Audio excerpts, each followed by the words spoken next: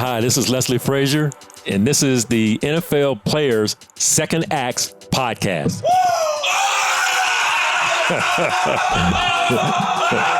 He got it! He got it! Yeah! He got it!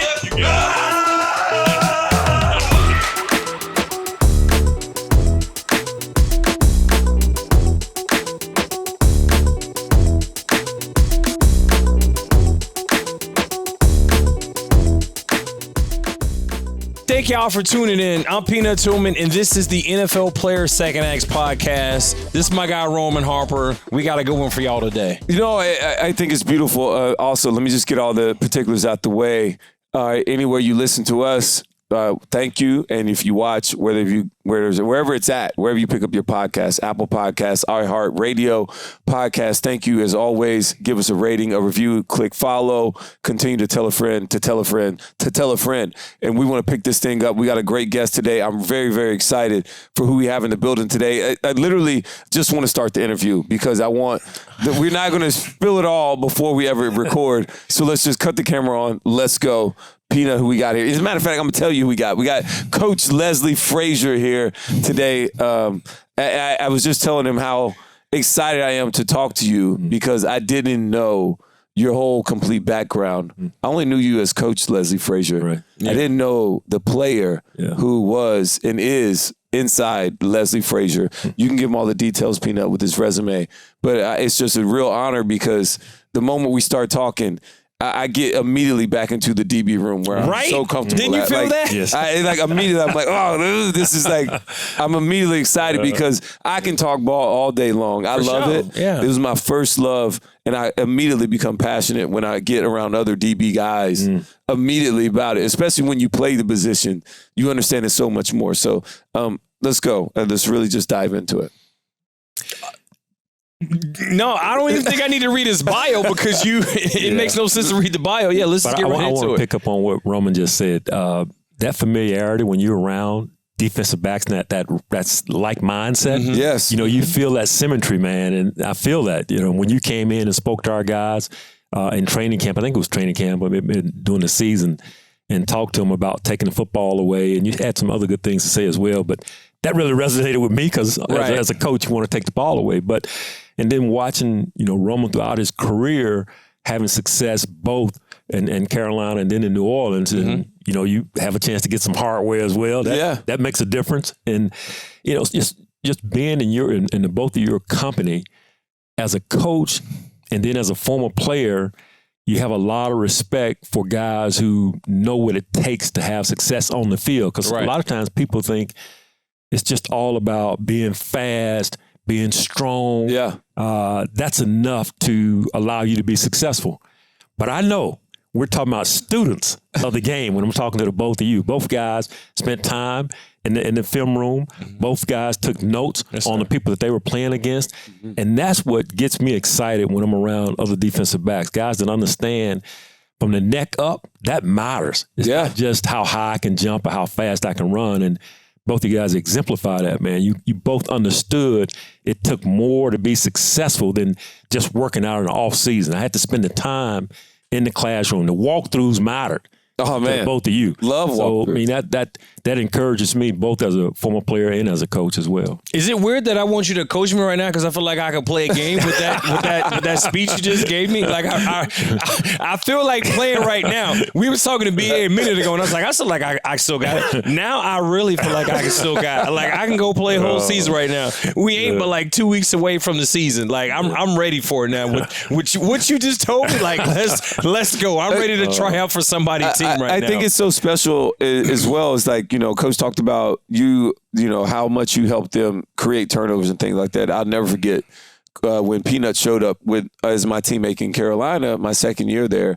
And you look up and Steve Wilkes is like, look, I don't know what it is, but when this guy Peanut shows up, he's going to start punching at the ball. But naturally, you just got to keep running. Just run to the ball.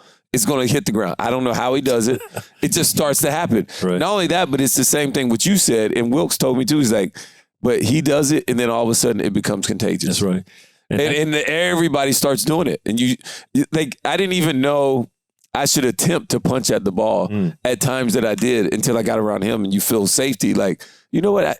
I should just try it. Yeah. Like, it doesn't hurt at all. And then all of a sudden, it costs you nothing. Yeah. And then all of a sudden the ball's just out. Yeah. And it becomes this attitude, and now we're competing about it. And when you get competitive with really good competitive people, you got something. You got something really special there. And that is what you're talking about. And it's just really good when you get in those great rooms, and you were in a great room as a player as well on the 85 Bears. Which I just didn't know you were the freaking starting corner for the best defense of all time until I do a deep dive in. Because, and a lot of times people don't remember you, and it's not because you didn't put up numbers. I mean, you put up great numbers. You had 20 picks in 5 years. Like, who's putting up those numbers, right? But it's more the fact of the injury that occurred. Your career was cut short in the biggest game. And now when you win it, we just cut the TV off. We're happy as Chicago Bear fans. Right. We don't actually think about the dead bodies that we left out there. I'm not calling you a dead body, but this is what happens, and this is what life is. Can you kind of walk us through that? The play call, like, how did it happen? Because it didn't even count. It was a flag. Yeah. It was one of those tough moments. We tried a trick play, and I know Peanut, having played in Chicago, is very familiar with that team and the success of our team. We tried a trick play, a reverse punt. Now, Roman, this is a play, Peanut, that we practice all year long. Yeah. We practice it all the time. And I was the guy receiving it. I had return punts in college. But we went like 19 weeks, man, and we never called it. I used to tell our special teams coach, I used to say during the season when we practice it, if y'all ever call that play, I'm going to score on it. Yeah. Then it came in the Super Bowl. I was like, man, I can't believe they call it now. We're in the Super Bowl. The whole season is going by, and they call it. So I said, okay, here we go. And our punt returner catches the ball, and then, I'm one of the guys that's out holding up, and now I reverse back around and come and get the handoff. And we were playing down in New Orleans, playing New England, and I ended up planting my foot in that turf at the Superdome, and end up tearing my ACL up. And back then, the surgeries weren't what they are today. Not even close. That was a career-ending injury. But in my mind, I was thinking, I'm going to be one of those guys who comes back. I'm going to do something that people haven't been doing with this injury. I'm going to make it back and have a testimony behind it. And so I go through like 18 months of rehab, man, working my tail off to get back. And so I missed a season, and then I come to training camp to see where I am from a physical standpoint.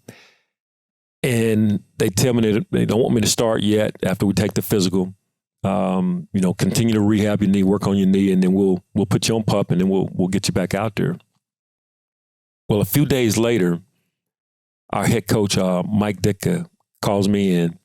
He asked me to stop by his dorm room. We were up in Platteville, Wisconsin. You didn't get a chance to practice up there, but I was in Bourbonnais. Yeah, I've heard about it. Yeah, a lot of good. I would probably say lucky you. Yeah, lucky. Exactly right. But that's when training camp was real. Yeah.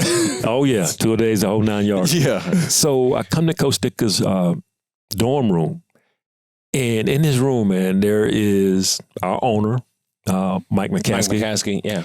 Our general manager at the time, a guy named Jerry Venisi, our team doctor, our head trainer, our director of personnel. And I say to myself, I said, man, all these guys are in here to welcome me back. This is pretty cool, Oh, wow, that was your first thought. That's my first thought. I really believe that. Nothing else went through my mind. Yeah. They're just going to sit down and talk to me about my knee and where we are and what our plan is going forward. And they told me that I hadn't passed the physical, and they thought it was too risky for me to go back on that field. And I knew I hadn't gotten my range of motion back. I knew that in my mind, but I wasn't really ready to accept that. I wanted to be able to get back out and just try it. Yeah. And you guys know, if you can't sprint in the secondary, it's going to be hard to do your job. Right. But no mentally, doubt. You don't want to accept the fact that you can't pass a physical. You've been taking physicals since you were a little kid. Yeah. And now all of a sudden you can't pass a physical. So I told him, I said, you know what? Why don't you guys put together a waiver, and I'll sign a waiver. I just want to be able to go out there and practice and see if I can do it. And they said, no, that you'd be at risk. We're not going to take that risk. And that was pretty much it. Got in my car and took that drive from Plattsville back to my home in Chicago. And all these thoughts are going through my mind. I'm only about 26 years of age at that time, and just came off the third consecutive season of leading the team in interceptions. Yeah, so put up big numbers. Yeah, putting up great numbers. Yeah, so not the news I wanted to hear, not the way I wanted my career to end. So in my mind, I'm thinking that I'm gonna work as hard as I can and maybe come back and play again. But that was a lot of self-reflection on that drive back to my home in Chicago. But little did I know, God had a different plan. Yeah. Right. And that second act that we're going to be talking about, it's worked out really well. How did that injury, and we can just get into it right now, like that injury kind of changed the trajectory of your life? Like let's talk about this. So you're in your car, back it up. They tell you, we're not going to sign you. Your range of motion, you're injured. We got to let you go. And then that entire drive back, like, what's racing through your head? You're only 26-year-old. Do you think, well, I'm still trying to come back, or man, maybe I need to get a job. Maybe I'll be a coach. Maybe I'll go back to school. Maybe I'll be whatever. What was running through your mind? Once they told you that, because I know for me, my last day in an NFL building, or at least the Bears, when I finally got your cut, I walked in there. It's the general manager, it's the head coach, and I'm like, oh, okay. I think I know what time it is. I think they're finna tell. And then Charles Tillman, you've been a great Bear. And then that was all I heard. And then from that point on, it was just wah wah wah wah wah wah wah. Yeah. And I'm sitting there looking at Fox. It was John Fox. And he cut me. He was just like, yeah, we're not going to renew your contract. And I was just like, once he said that, I didn't hear. He might have given me straight compliments. But after that, I was just like, damn, this is what it feels like to get cut. Man, this feels weird. I've never been cut before. What am I going to do? I guess I'll just go to my locker and clean my locker out. I got to get the kids. Yeah, this is awful right now. This is what they feel like in training camp when I watch Hard Knocks, when the coaches cut. Like, I had all these thoughts running through my head, and then I was just like, all right, huh? Oh, yeah. Thank you, I appreciate it. And then I walked out like, explain that. Like, so they let you go and you get in this car, like, explain that, and then how that specific injury changed the trajectory of your life. Well, all those thoughts that you mentioned, what's next? I mean, all those things are going through your mind. And that's exactly what was happening to me as I was driving. I think it may be in a 2-hour drive. So I'm just reflecting, man. And this is pre-cell phone. So it's not like you're going to get on the cell phone and talk to someone. There's no release. This is all self. Yes, it's in your mind. You're thinking about it. And so I get home and, talk to my wife. Of course, she's heard the news. It's big news. Right. Yeah. And we talk and we do some praying together. And I immediately began to think about getting back on the field. I wanted to get back on the field. I didn't want my career to end that way. Yeah. Especially when you're that young and have had the success that I was having. I think it's crazy. I did not know you put up those numbers. Yeah. So baller. And this is the other part of it. When I was injured, I was in the final year of my contract. So, man, I was like fired up. Double whammy. Like, I'm about to get my money. I'm about to go get it. Oh, yeah, exactly right. Go get it. You know the thought, man. And so when that injury came, I was like, man. But I think the Bears organization, the McCaskies, and Mrs. Hallis, who you're very familiar with, Miss McCaskey, they were so good to me post-career. Even when I got back home, like, I was telling this story when I was inducted into the Black College Hall of Fame. George McCaskey flew down after leaving Mrs. Hunt's funeral in Kansas City, flew to Atlanta the same day to be at that ceremony. Oh, I didn't know. And I told this story, man, about his parents. When I was going through my rehab, his mom and dad called me and my wife up, took us out to dinner. Just to talk, just to hang out. I mean, how many owners do that, Yeah, not many. Because, I'm in the dumps being injured and, can't be on the field. And they just wanted to cheer me and my wife up. So I'm forever grateful to that family and for what they meant to me during that period of my life. But that injury definitely changed the trajectory of my life, of my career, my life as well, because in my mind, I was going to go on and have a sustainable NFL career and then retire and go into whatever after that. But when things got cut short, now you got to fast forward, Yeah. I wanted to play. I wanted to get back on the field again. So that fall, that when I got home in August, I got a letter in the mail from the president of a small school in the suburbs of Chicago, in Deerfield, Trinity College. They were starting a football program from scratch. Okay, so because I'm glad you bring this up, because I had to know when I'm like, hold on.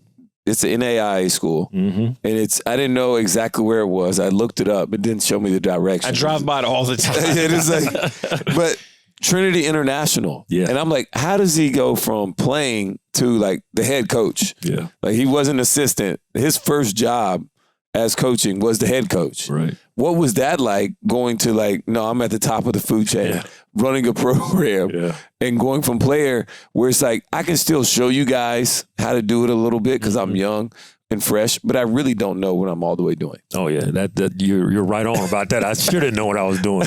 Learning on the run. Yeah, I was wondering like how sink or did that, swim. yeah. Oh yeah, but for me, it wasn't an aspiration to be a coach. That wasn't something I desired. I'd look at Coach Dicker, I look at Buddy Ryan, our D coordinator, look at my coaches, and I go like, man, this is a thankless job. Those guys spend all these hours over here, and Yes. all they talk about is us, but they're the ones putting this plan together. We going out and executing it. And they all seem mad all the time. Right. Never joy. They didn't seem happy at all. Yeah, there's no life being a coach. So that was not in my mind to be a coach. And so what I did was, I started exploring, just trying to figure out what I was going to do. And I went and visited some different businesses. I had got my degree in business administration. I went to visit some different companies in Chicago just to see if that's something I might want to do.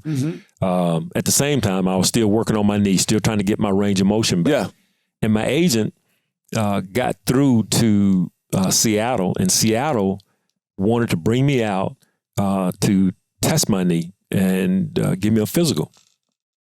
So I flew to Seattle in the month of, I think it was January. So we go from August, and in between that time, that president at Trinity International University, it was Trinity College at the time, he had not given up on trying to get me to become interested in coaching. And so he continued to call me, write me, have other people that he knew, that knew me, call me. And my wife said to me one day, she said, what would it hurt just to go over there and just listen to what he has to say? What would that hurt? And I said, okay, I'll do that. I'll just go and hear what he has to say. And so he described the job and what he wanted to get accomplished by starting football at Trinity. And he thought I was the perfect person for it. And I was like, man, coaching, I don't know. And so I recommended a friend of mine who was coaching at Purdue University at the time, who played linebacker for us. And I thought he'd be great for the job. And the president said to me, no, you're the right guy for the job. Now, this is in November. And I was like, I don't know. And I got to go home and think about it. But all the things he said to me, they made sense. And in my mind, I was like, if my career was going to end the way it looked like it might end, I felt like, God would have something that was unique for me to do. And this was unique. Very. I'm 26 years of age, black man at a predominantly white school. They're asking me to be the head coach to start the program with no previous experience other than playing. I'm saying this is unique. And, but I still wasn't ready to say yes. Man. Yeah. So wanted to play. I still wanted to play. Yeah. It was in my heart. I wanted to play. And so I kept working on my knee. And then I flew out to Seattle in January. And I passed the medical. But in my mind, I knew I didn't have my range, even though I passed that medical. And they told me that they were going to come back, bring me back, and do the back pedal drills, the plan and drive, all the things you do as a DB. That would be the next step. Well, I get on the plane, I'm flying back to Chicago.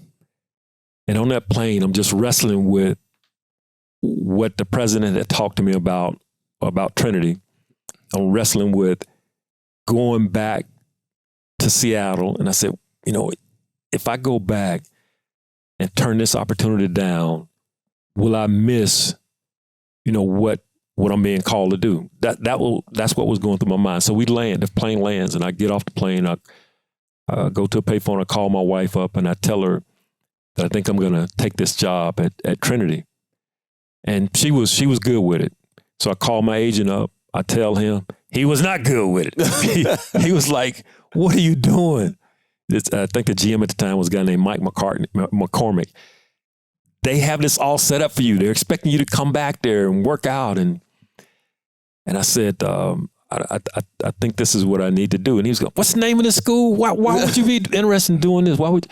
And so I knew he wasn't going to understand. It was clear that he wasn't going to understand. And I said, I'll just talk to you later. And I called the president up and I told him I was going to take the job. And that March of 1988 started the journey and, brings me to where I am today. So I think awesome. I love that story. That's awesome. I also want to know, is it more the fact, do you think, looking back on it, when you're on that plane ride back from Seattle, was it like, okay, do I really truly, am I ready to accept that I might not be ready to play football? Was it the fear of being told, you know what, you think you're good, you passed the physical, but you're not where you used to be? Is it that fear, our own ego as former players? Because we know what it takes. Like, we know what it's like when we're at the highest level. We've seen ourselves. We're our own worst critic. Was it that fear, or was it truly like, you know what, I think this is just an opportunity and God's telling me I need to do this?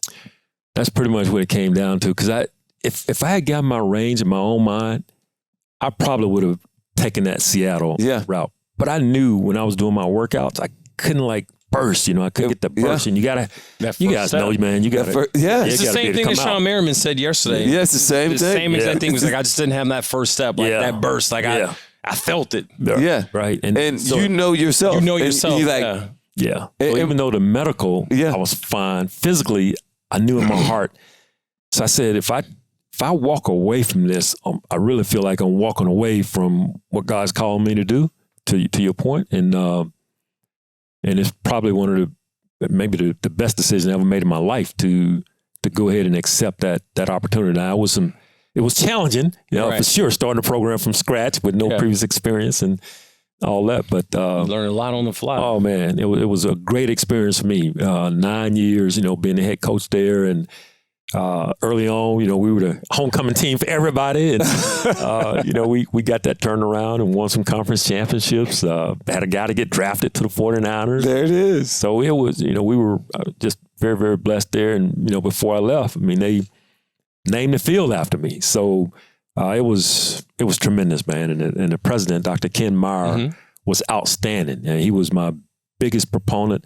Was in my corner throughout, and just helped me navigate those waters. And what I did was I called as many of my old coaches as I could and just asked questions, how do you do this? How do you do that? And some things they had never had to do that I was doing. We had to come up with uniforms. Yeah. You build them from scratch is totally different. Had to get money to build a weight room and all those things. You're a fundraiser, you're a head coach. You're out there lining the fields, you're hiring a staff. all these things doing everything. Everything. You're doing everything. Everything from scratch. From scratch. You never done it before. So, but it was good for me because it's helped me throughout my coaching career. Some of those things I went through at Trinity to be able to see things from a different perspective. Now, it's different when you start off as the head coach. Yeah. And so when I got my first job as an assistant to someone else, that was a challenge. Because I was so used to doing it your own way. Doing it your own way. Right. Yeah. Right. What was, I want to know, what was that like? The first time you're working under somebody else. Yeah. And how did the coach's dynamic, I think, is always crazy. I saw it in Carolina all the time because Sean McDermott naturally is a defensive back coach, but he's a defensive coordinator. Right. And Steve Wilkes is his defensive back room. Yeah. So it's like this dynamic is always, and it's like, I know it's your defense, but this is my room. Right. And it's like, and so how does that dynamic always have to play out in learning how to be a good teammate as a coach? I had to learn that. I had to learn what servant leadership was. Yes, and that's a great term. Yeah. So I was looking for that. So when I went to the University of Illinois with Ron Turner, who was the head coach, who was a former Chicago Bear coach as well, and he asked me to come down and be the defensive back coach. And it's a story behind that as well. I was 39 years old at being at Trinity for that period of time. When I started at Trinity, I didn't know if it would be lifelong. Could have been. But I got to a point where I said, if I don't leave now, I don't know if I'll ever leave, because I had gotten really confident there. We had built the program up. We were a good program now, one of the better teams in NIA at football after winning some conference championships, being ranked as high as third in the nation. We'd done some good things. But in my heart, I was like, I think there's more. I think there's more I can do. And so when Ron called, I said, I'm gonna give it a shot. And as long as my wife was good with it, because I knew once I left Trinity, because that could be a job you could stay in for the rest of your life. Once you leave there and get on this wheel, this cartwheel, it's a journey now. And I knew that from experience, just seeing friends of mine who were in coaching. And she was good with it. So I told Ron we'll come down. And so in that first staff meeting, man, that I'm not running, I'm sitting there, I'm listening and watching. It was just awkward, for me. It was just an awkward feeling. But I learned to accept my role and to support the head coach. That was what was most important, because that's what I needed when I was in that chair. And, I needed to have that attitude and be that servant leader in that role. And I've always thought about that all throughout my times when I've been an assistant, the importance of being a good assistant coach and really helping that head coach to be the best that he can possibly be. Yeah. So how has it been? This is your first off season not coaching. I went to a game last year and I saw Rob Marinelli, one of the great defensive minds in the game, great defensive line coach. And I went up to one of the suites and the play is going and he is literally, he's looking at the play. Okay. And then he come back. And he watched it like he watched the entire game like he was still. Oh, he was in the booth. He was but he was in his suite. He was in Coach Eberflus' suite. But he watched the play would go and he leaned down, he leaned forward, put his hands on his knees. Okay, and they huddle up. Oh, they back. Okay, and I was just like, "How you doing?" This he was like, "Oh, still stressing." He was like, "I'm just still stressing." He has no skin in the game, but he was like. It's tough. It's my first time that I'm not coaching, and he goes, I don't know.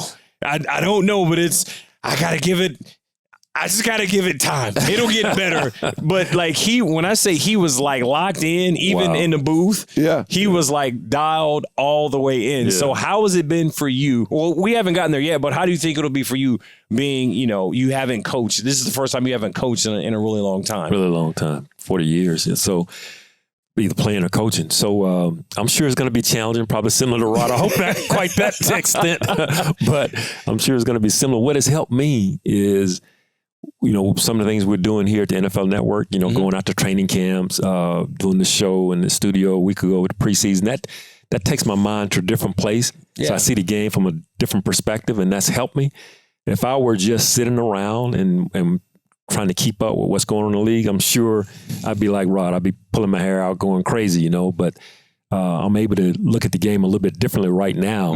Now, the regular season may be different. We haven't gotten there yet. But for now, I can distance myself a little bit. You do have friends you want to pull for in the league, but just a different perspective when you are on this side versus being right in it. So. What's been the biggest adjustment being on this side in the media now, though? Being an analyst, what's been the biggest adjustment for you? Probably the biggest thing is when we're preparing for a team or teams, and coaching, you're locked in on that opponent, as you guys know. You spend so many hours, man, on just getting to know that opponent. For sure. Whereas in the broadcast business, you've got to know the league. You got to know rosters from this team to that team. So it's totally different in that way. You don't lock in on that opponent and get to know them like you know yourself almost. Right. And so that's probably been the biggest adjustment, just getting to know the entire league, because at any moment you could be talking about Cleveland today, you're talking about Detroit tomorrow, or within the same conversation. So learning those different rosters and being able to communicate what you know. So a couple years ago, I was at a basketball game, and I happened to be it was a Jordan tournament, and so it was all the Jordan teams in college and basketball, and North Carolina was there, and the former coach Roy Williams, who's been there for forever, he literally was like your guy Rod Marinelli. He's on there, and I'm sitting by his wife. We're right there, and he's just like he's like coaching, but he's not coaching. Retired. Yeah. But in his mind, he can't turn it off. Right. Yeah. Right. How hard has it been? Because you probably never turn it off. You see things, you're like, and you're constantly coaching. How do you guys ever turn it off? It's almost in your DNA at this point. You've been doing it since you were 26 years old. Oh, yeah. And so you don't know any better. How is that manageable? And is your wife just used to it and she just ignores it? Like when you're watching a game at home, you're not on the sidelines. Yeah. Like, how do you handle those moments? Because those are the moments when nobody's watching. Right. And I know you can't help yourself the most. You're exactly right. It's hard to turn it off. Yeah. Because you see I don't think things, you can turn it off. I don't think any coach can turn it off. Yeah. I don't think players. My dad was a coach. I don't think they can turn it off at all. You saw it. Yeah. He's the same right now. He calls me and he's like, I'm like, all right. He's telling me about onside kicks. Yeah. Like how to block it up. I'm like, all right, Dad. He just can't turn it off. Yeah. Somebody gave up one. He said, it's just what you're supposed to do. And he's drawing it up on a paper. Yeah. So I want to know how you guys as coaches, how do you ever get to that? Or do you never get to it? Yeah, I'm still in the early stages, but the guys I've talked to, they're more like your dad. They're more like, want to talk ball all the time and see things in a ball game. Yeah. I'll call you up and talk about them. And that's okay. Everybody has their different ways. I think it's important to find a hobby, though. My son, who is a scout with the Ravens, he's been encouraging me to get into golf or something. To give you a deflection from football. So I'm going to find that. I'm going to find a hobby and try to do that and not just be so single-minded like I was when I was coaching. Otherwise, man, how do you enjoy your time away? You don't really get a time. You're so stressed. So I don't want to be like that. Right. And you've talked about it because you'd like to be a head coach again at some point. I would now. You'd hope that would happen. I'm taking a different route. Stepping away like I have. Yeah. And but I really felt in my mind, Roman, if it was going to happen, this was the way it would happen. Things weren't working no matter how much success we had in Buffalo to get in front of people and talk to them about jobs. So I said, I'm getting to a point in my career where, the sand is running out of the hourglass. And if I'm going to do this is the time to do it. And made a decision. And so I'm hoping that an owner, when this is all over with, when this season's over with, that I'll be able to get in front of an ownership group and talk to them about some opportunities. Yeah, so Coach McCarthy stepped away for a year. Sean Payton, they stepped away for a year. Sean did a little bit of broadcast, got on the media, and was able to talk to the Broncos ownership and landed him a gig. Yeah. A year later. So yeah, man, I salute you, and I hope that we speak that in existence and into fruition. And I'm rooting for you. Appreciate it. I'd love to come to your new team and whatever team it is and come talk to them about turnovers, because I know what kind of a defensive mind that whole you thing are. go all the way around. Hey, Rome, and come back peanut. It's like, man, look at that. It's me. It ain't me. It is not me. It's me. He's tying him up on that offer, though. Hey, I wish I could. With you. Bring your boy with you. I'll bring him with me. I wish the one thing I'm really sad about though is like I wish. I played for Lovie Smith, another great defensive mind, but I wish we would have been able to, like, you could have been our D coordinator, DB coach, or just something with our defense, because we had a good squad and we had some great coaches, and I knew you would have only blessed us even more with your defensive mind and what you got, the rod, and like I wish I could have been a part, or we could have linked up at some point in time and been a part of a defense. Like, it just would have been. I thought I was a good player. I could have been even a better player. You know what I'm saying? Player. Like, I wish we could have I wish I could have been blessed for you to be a part of what we was with. Well, we don't know how this thing's going to end, But I will be calling both of you when the time comes, and we will utilize your talents in a different way. I love that. You know what? I just got a ball question. It is what it is. So, Coach, this is what I've heard about Leslie Frazier's defense. And this is my first time actually getting to talk to you. I got to ask. Yeah. And so I always wanted to know, when you guys did a lot of stacks or bunch formations, I had guys that came from your system, and they said, Coach Leslie Frazier doesn't let us like in and out it. He wants them to know this is your guy. You go with him. And he didn't let him in and out. I'm like, it's so much easier just to do the in and out. No banjos? No banjos. It was a huge, because I'm a banjo guy. Love it. Banjo guy. I'm a banjo guy. Love it to death. All right. He's like, no. And banjo means like me and you. So if me and him are working together, me and Peanut, and we're placing two guys, the first one goes out, I got him because I'm out. And you got the next one. If not, we're going to lock it. And my guy goes, wherever he goes, I got him. And you got your guy wherever he goes. We're not banjo. We're not working together. We're independent contractors. But when we banjo, everybody's together. Right. It just, to me, it just seems easier. It's flowy. Yeah. It just goes. Could you explain? Yes. This was one big thing. I'm like, why doesn't he do that? Right. They're like, I don't know. It's just Coach Frazier's thing. I've evolved on that part of it. And I heard that too. In Buffalo, you evolved to that. If you get a tight stack, it's just easier to be in and out. Yeah. Zebra, however way you want to call it. Yeah. So, but one thing that happens sometimes is when you are, as you guys know, when you're banjoing it, when you're playing in and out or zebra, whatever you call it, we both got to see it the same way. Oh, man. hey. Because otherwise, Coach Frazier's like, what are we doing? What are we doing? Next time, we locking it. Yeah. I agree. Locking it. The first time you mess it up. Miscommunication. It's over. Lock it. I got my man. You got your man. It makes it cleaner. And that's exactly what they told me, too. So as long as we can execute it, I'm fine. You're fine with it. Yeah. The minute you mess up, it's a wrap. It's so funny. That's such a coach answer. It's like, I mean, was y'all banjoing? What was that? He spoke it. You know, these are DBs right here. And you know what? You guys, I believe, will be the same way, man. If you see them out there struggling with their communication, you're going to say, how can I simplify? Yep. Right. Play Because at the end of the day, I don't want us to beat ourselves. Yeah, right? I agree. You know, if you're better than me, hey, congratulations. Yeah. But for us to be making mental mistakes or busting stuff, no. You got no chance. No. You got no chance. No chance. You got no chance in the back. So we locking it. I like that. That's why I had to ask it. I had to. We started going to the ball and said, all right, this is what I've been hearing. I got to know. Yeah. I got to know. Yeah. And you're right. And I heard you evolved as you continue to progress. And this was like a big thing. And they said, like, he's like, because he knows exactly who messed it up. Oh, yeah. Like, if we lock it, then we know. This is one thing I learned from Buddy Ryan, who was our D coordinator in Chicago.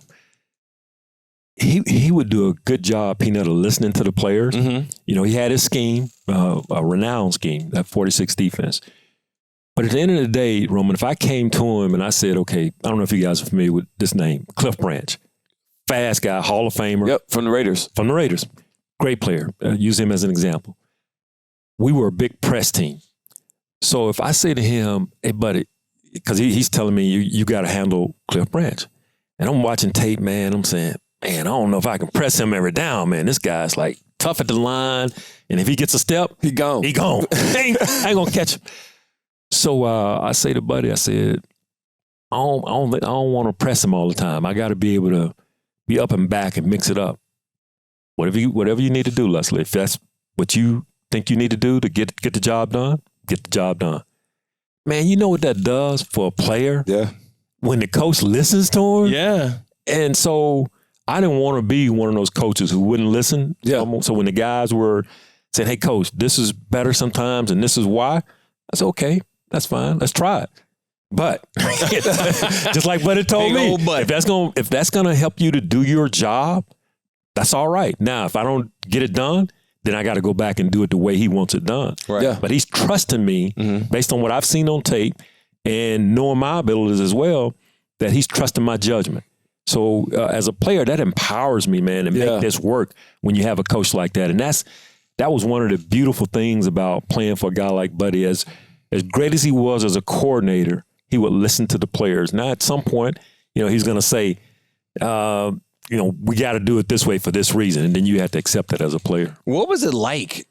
So I'm kind of, I've been around it, just living in Chicago, being a Chicago Bear. I've seen a lot of the 85 Bears, and I've heard some stories, but the listeners and the YouTubers are watching this channel and show right now. Give us a couple of stories of what it was like playing with Walter Payton, Dan Hampton, Steve you guys Nichols, were before Mongo. You guys were so ahead of the curve. You guys had personality. yeah. You had. I mean, I never forget because Ron Rivera was like. Our 2015 team. He's like, you guys remind me so much of the 85 team. He's like, just the personality. He's like, you guys' biggest strength is being who you are. Yeah. Like, nobody else is caring. You guys are taking pictures on the sideline. He's like, that's your biggest strength. Right. He's like, being who you are. Be who you are. I love you for who you are to me. That's what he used to always say. And he was like, it reminded him so much of that team. Yeah. And he would always, it was very passionate. He loved that team because of that. Yeah. And you guys were so successful. And you guys are so ahead of the curve. Like Peanut saying, just like give us some great stories of that team because you guys are considered one of the greatest of all time. We haven't won a Super Bowl since 1985, and the people in Chicago still treat the 85 Bears like it happened last year. I kid you not. Like it's like what Leroy Butler say. It's like living on scholarship. Like 85 Bears still living on scholarship all the time. Like man, this. No, you're right, man. When you go back, when I do go back, whenever I can, you do feel like you're standing in time. You know, people haven't forgotten. And, you know, I don't know, Peanut, you guys should have won one while you were playing. Oh, my God. Who are you telling? I hear from this clown all the time. He's always making fun of me for not winning one. He's throwing it in my face. Right.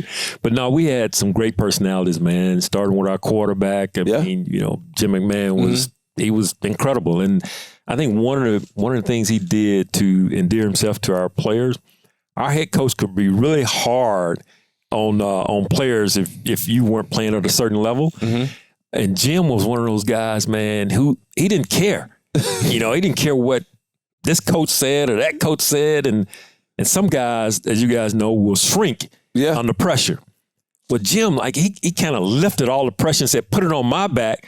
And so the players loved him for that. And, you know, he'd say things to the coaches. I can't repeat some of the things he'd say, man, but you'd be like, man, he's talking to coaches like that. And you'd be like, that's good because they deserve that the way they're talking to us, you know. You're like, that guy. So but have a teammate like that, and then you know Walter being as great as he was, the ultimate prankster. You know, always pulling pranks. You know, we're in training camp, man. You getting your rest.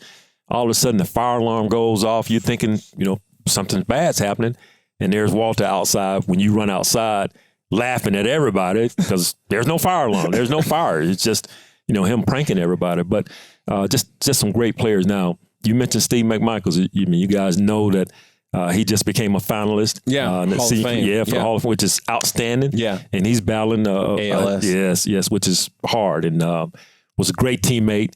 Having the D-line that we had, think about the D-line that we had compared to you guys. You guys had a good D-line, too. Y'all got some killers. Oh, man, Hall of Famers. So, I played with some guys, Roman, that made me look really, really good. Yeah, easy. And Steve was one of them. He was a great player, great person, and a big personality as well. Always walking around in the locker room, flexing his muscles. Went to UT. Yeah, he was a different dude. I can't get into a lot of detail about the flexing, but he was always showing off his body to his teammates and to the world if the world wanted to see it. But he was just a great teammate. But we had guys all throughout Singletary. I mean, just a lot of great players on that team. You just naming all Hall of Famers. Yeah. Could I just Hampton? Could I got to know another thing. Talking about the team, that 85 Bears team. I had to look this up too. It's like now the Super Bowl shuffle, right? Super Bowl shuffle. It was legendary. It was the first time anybody had their own thing. I mean, how did that come about? And you were part of the G Squad, the G Crew. Right. Like, what was the G Crew, number one? Yeah. And how did this whole Super Bowl shuffle thing kind of pop off? Yeah.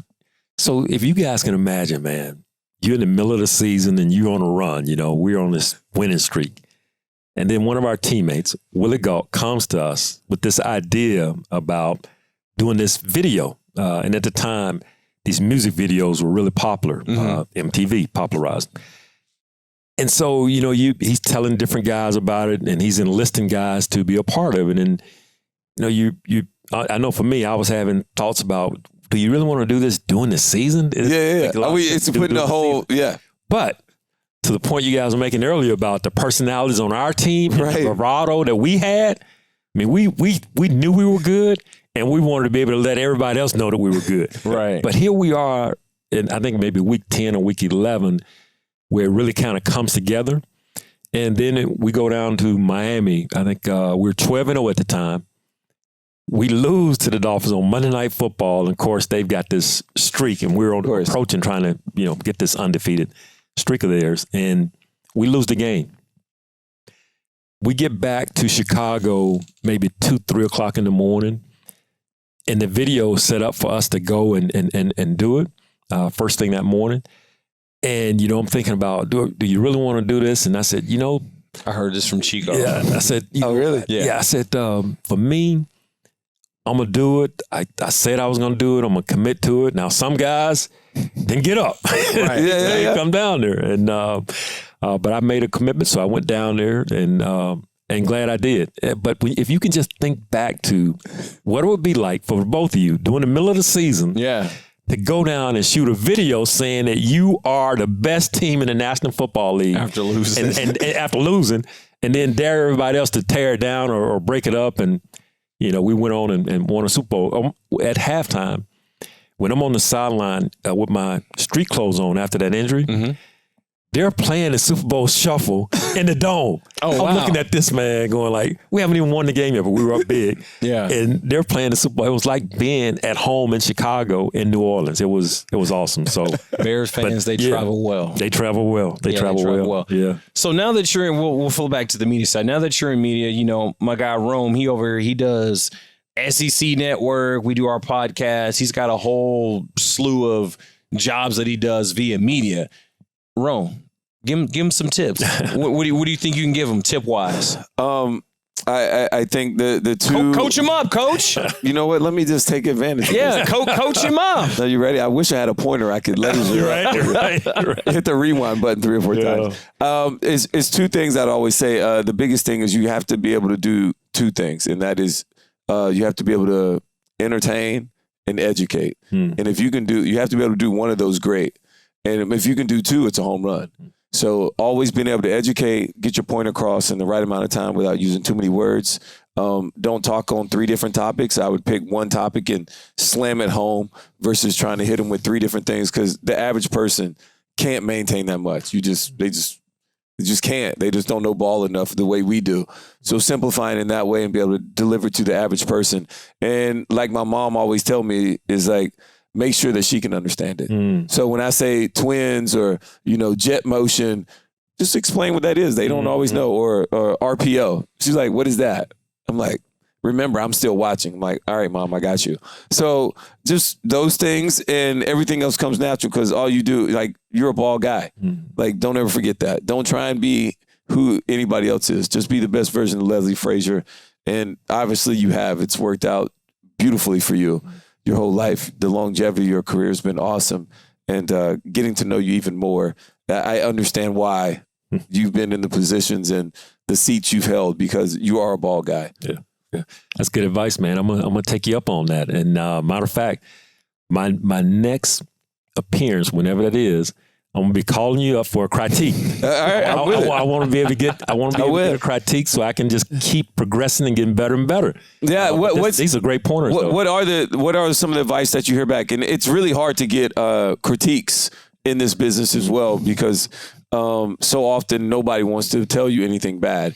And we're in this space of football where I'm just a plus and minus guy. Like I love getting critiqued. Yeah. I love telling somebody tell me I did a terrible job, so I know what I can't do right. That's the athlete in us. And then I love hearing the feedback, okay, that was good, but like I don't care about the goods. I care so much more out of the losses and the bads, because that's when you really see true growth, is uncomfortability and after losses. Yeah. When you don't really change that much, you have so many bad mistakes or mental mistakes after a win.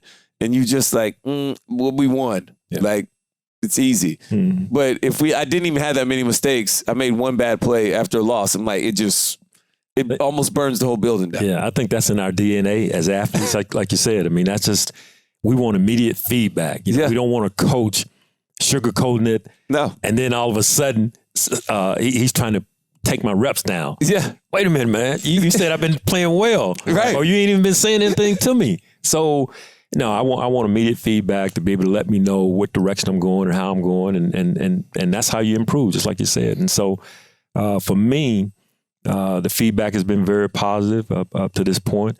All the things you mentioned a moment ago about being able to entertain and educate, I've heard that a few times, that's going to be one of the keys to being successful in this business. And that's one of the reasons that I'm doing what I'm doing is because of my background and being able to educate. But you said it a moment ago, can you talk in a language that the average fan can understand, but yet not dumb it down so much that, you know, the fans are saying, why would he say it that way? Or, you know, just being able to communicate on their level without saying jet motion or TRC, you know, whatever it may be. And TRC is just over routes. Yeah. People, they call it transcontinental. Yes. It's like, you know what I mean? It's like a whole bunch of big highways over there with the top. Three level. Yeah. Three level routes. Yeah. I just think it's so interesting when you're always talking ball.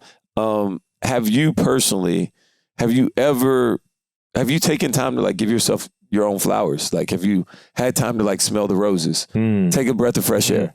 You know, you went from playing, not having it in the way you do, to accepting a coaching job. And since then, you've only coached. And then now you take first year off. First year off. You go into a training camp or two. You're still sniffing at it. I still want to get back. But have you ever like taken a second, like, you know what, man, Leslie Frazier is very accomplished. Throughout it all, it wasn't what I thought it was going to be. It didn't end the way I thought it was going to end. But man, I look up and I'm like, I was all right. I did pretty good. I was pretty dope at my job. I did some good stuff. Right. I think there'll be a time for reflection. I don't know if I'm there yet. That's so many coaches. Yeah. They don't know how. They just don't know how. They just can't do it. Can't do it. They can't do it. You know, with this new challenge, being in broadcasting, that's a different challenge. So that kind of keeps your mind on certain things. And I agree. One of the things I've done this off season is just get with some other coaches, and we'll get on a Zoom and we'll just go through some ball and talk some ball. So, and then my daughter got married this summer as well, and that was a big deal, man. A big deal. Just to be, one day you guys will get there, but to be able to be around my daughter and her fiance doing this off season, which I wouldn't have been able to do if I were coaching. I was thinking about it the other day. So thankful that I could participate rather than just show up at the wedding and walk her down the aisle. But I was actually a participant in some of the things that they were doing leading up to the wedding. That is probably the most time that I spent with our daughter since she left home when she was 18 years old. And I'll never be able to say thank you enough for that time that I was able to spend this off season, which I wouldn't have been able to do, as I mentioned before, if I were coaching. So that alone has made me thankful for this time. So I'm just, but from a reflection standpoint, the time will come. I've got enough things going on right now. I don't know if this is the time, but I don't think we're there yet. I respect that. I respect that. So, Coach, great career coaching. Your Mount Rushmore, if you had 4 people to put on it of people that have influenced you, helped you, mentored you, just important people that have had a pivotal role in your life, who would those 4 people be? Yeah. Number one, my grandmother who raised me and my 2 younger brothers, that is, she would have to be on that Mount Rushmore. Major influence. What you see today is a product of my upbringing by her, and forever grateful to my grandmother.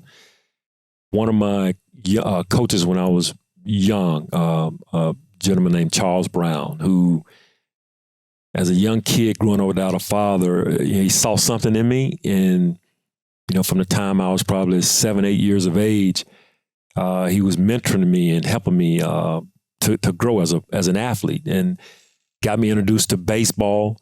That was probably my first sport, and then introduced me to football and basketball, but it all came from him just encouraging me.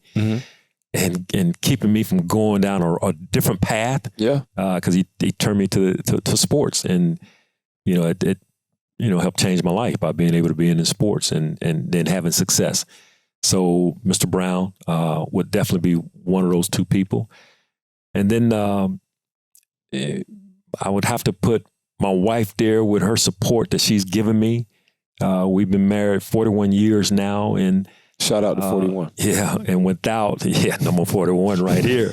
Yeah, and I like how you played that in there. Right. Yeah. That was a layup. I had to take the layup. Yeah. But without her support, she was there during those Trinity years.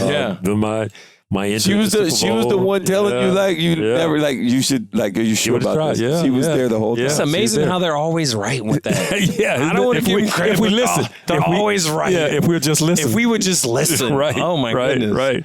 But she would be there, and probably one of my high school coaches, a guy named Robert Smith, who just was very supportive when I was in high school. And you guys know what it's like when you are a teenager and you're just trying to figure things out, man. And different people are pulling on you when you're a star athlete, trying to get you into some things. And he was one of those guys who kept me on that path, just to walk the right way.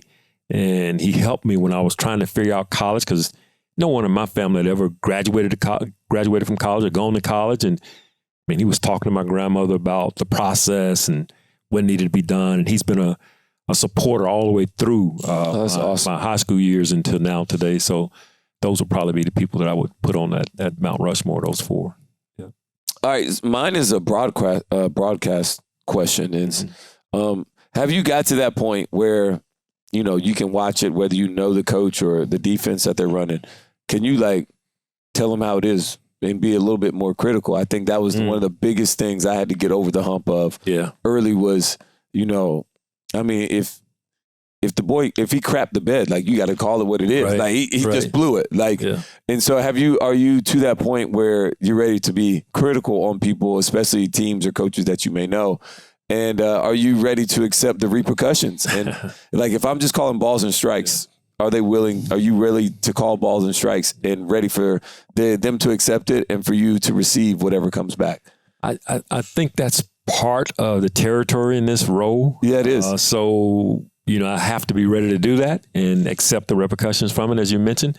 I haven't gotten to that point yet. I haven't been in a situation like that, but that time will come, and try to do the right thing when the time comes. I think there's a way to do it. But you need to be able to call it like you see it. Yeah. Otherwise, you're a fraud. So I agree. You don't want to do that. You don't want to cheat the fan. Are there any broadcasters or analysts that you watch who you've been like, man, I really like what this guy's doing. Maybe I could try and emulate, or this is how I want to model my game after? Well, this is probably the most that I've been able to watch other analysts, because ordinarily, when I was coaching, even when I was playing, I didn't really want to keep up with what the media was saying. Yeah, you can't let it affect you. Yeah. I just wouldn't want to read stuff. I didn't want to watch, other people and what they were doing and what they were saying. So this off season, I've had a chance to try to observe and just look at, different people, not only here at the NFL Network, but other networks as well. Mm-hmm. I don't know if there's any one person I've kind of hung on to.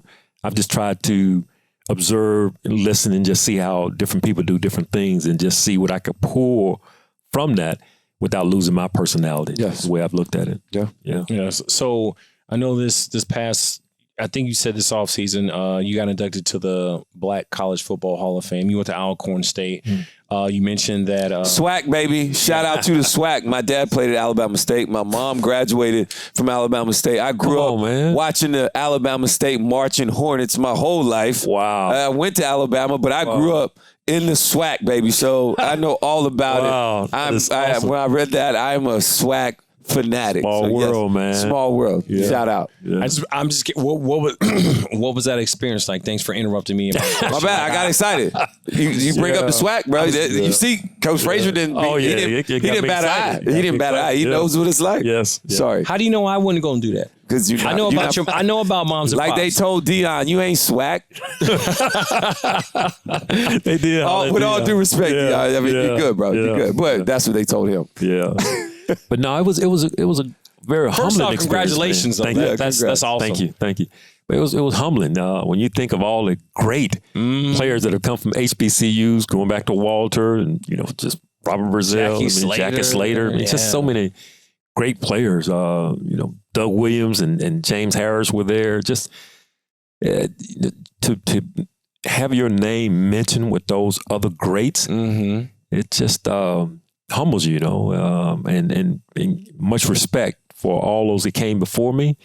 And, you feel like you've accomplished something because now, these are the people that know how hard you worked and know some of the things that you sacrificed to be the player that you were, much like you guys.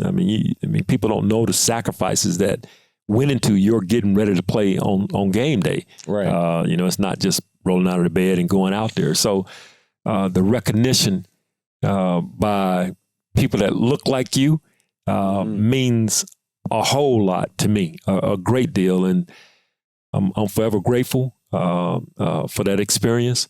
Now, Coach Frazier, they actually marked you down as a top 15 all-time player at Alcorn State. We all know who's number one. All right, there's no question. It's Steve. Yeah. There's no question. This guy was.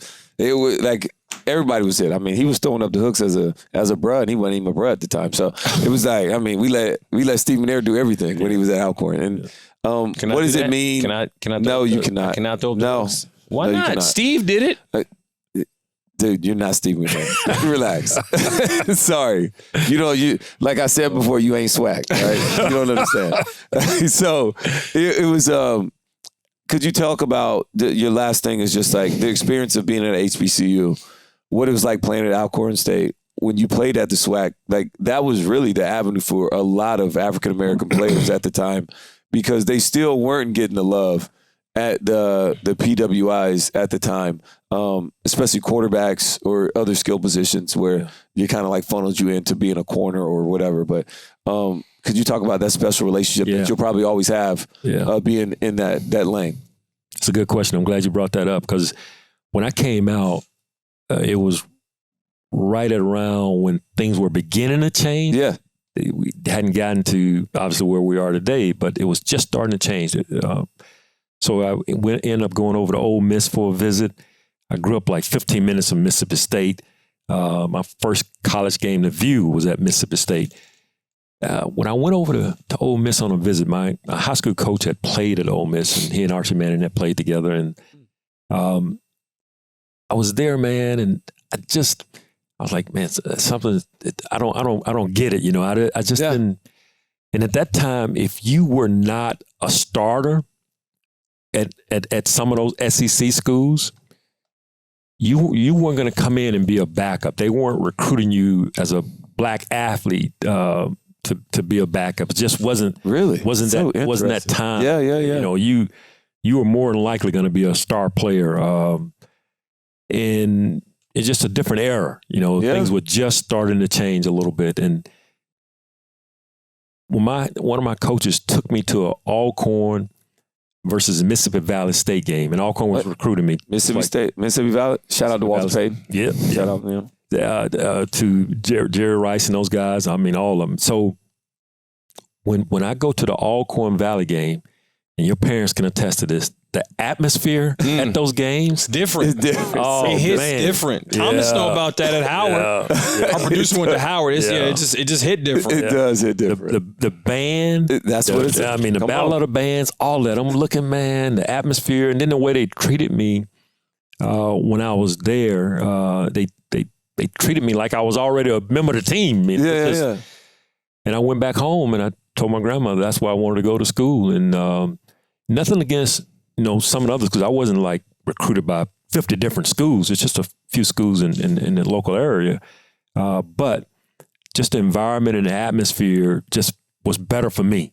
Yeah. Nothing against any other place, but in my mind, I needed to be where people kind of wrapped their arms around me. That's the kind of kid I was. It was love. I took my daughter to I tell the story all the time. I took my daughter to a college visit, and we went to Howard, and it wasn't, I went out to shake hands, and one of the deans at the professor, she was like, come here, baby, welcome home. Welcome back to the Mega. She just gave me this hug, and I was like, oh my God. Thank you, Auntie. Yeah. So I like this place. Yes. It literally felt like a different world. And I wanted to go to Howard so bad. I bought T-shirts, and I was like, man, I might have to get another degree just to say I went to Howard. Just because I wanted that, but I didn't go there. But everyone I've talked to that has went to an HBCU, they say the love that you feel when you step on campus, it just hits different. Yeah, and that's exactly what it was for me. And I just said, man, this is where I need to be. This is the environment I need to be in. And, you fast forward to 2023, would I see it in it different? Who knows? But at that time in my life, it was 1976, 1977, it was the right thing for me. And I'm forever grateful for my experience at Alcorn. It was everything I hoped for, man. Now, it was a challenge. We worked hard, just like we all do in football. And, it's just the way it was. But all the things that came from that experience, having a chance to meet my wife there, and the friendships that I made that are life lasting. I got a call just yesterday. I played baseball and football at Alcorn, and got a call just yesterday from one of my baseball teammates about a little bit of a reunion. And I've missed all these things over the years. And because you've been, and every fall, I've been away. But this fall, I'll get a chance to go back and witness a game in person, which is going to be awesome as well. But and to be able to relive that experience a little bit. So forever grateful for my time there. Being able to get my degree while I was there, the relationships that were built, the strong bonds, man, that are lifelong. Just thankful for that period. What was your biggest baseball highlight in college? I got to know this. I didn't even know I didn't know you played baseball either. Come on, Thomas, you dropped the ball on this one. Yeah. But a buddy of mine who is with another team in Cincinnati. What position did you play? I played first base and outfield. First base, outfield. Okay. Yep. We're playing, and you guys probably don't remember this name. We're playing Jackson State. They have a guy who ended up going to the majors named Oil Can Board. Do you guys remember that name? Boston Red Sox. You're not baseball fans then. Anyway. Thomas does. Okay. So he's our baseball guy. He was an excellent pitcher for the Red Sox. So we've got 2 out, bottom of the 9th or last inning. Got a man on second. We got to drive him home to win this game. Mm-hmm. Game-winning hit against Oil Can Board was a big deal. And to be able to get to first base and have everybody running on the field, high-fiving you, driving in the game-winning run, I mean, that was a special time. There were other highlights, but that one definitely really sticks in my mind. Yeah. And, we ended up having a good relationship as I followed his career and Major League Baseball, and then my career in pro football. And we're both being from Mississippi and playing in the SWAC, just a good relationship between the two of us for sure. Yeah. Man, that's so good. Coach, man, thank you so much, man, blessing us with your time, thank you, your energy, your wisdom, the words. Wisdom. Very, very thankful, man. I'm sad I didn't get to play for you. We would have worked that banjo out. I promise you I would have communicated. Yes. I'm a communication guru. That is what allowed me to play so long, man. Peanut, thank you, man, as always. Keep bringing the energy, dog. Thank you guys for allowing me to be here. Anyways, for all our listeners, viewers, continue to tune in as always. Like we always ask you and tell you, demand it. Give us a 5-star rating. Give us that review. Hit follow anywhere you pick up your podcast, whether it's Apple Podcasts, iHeartRadio Podcast. Continue to tell a friend and tell a friend to tell a friend. We're going to continue to move on. We're going to continue to hit you with the best in what the NFL has to offer as far as the people we get to share these stories with, talking about the transition, the walks of life, the spirituality that we all get to share, man. This fellowship, it's like nothing else, man. I appreciate it. I'm thankful for it. And I'm going to continue to bring the juice because my man Peanut is bringing the juice. So all day long. Thank you, man. Appreciate it as always. Peanut, please get us out of here the right way. Hey, I'm Peanut. That's my guy, Rome. And this is Coach Frazier. Hey, thank y'all for tuning in. And this is the NFL Players Second Acts Podcast. And we out.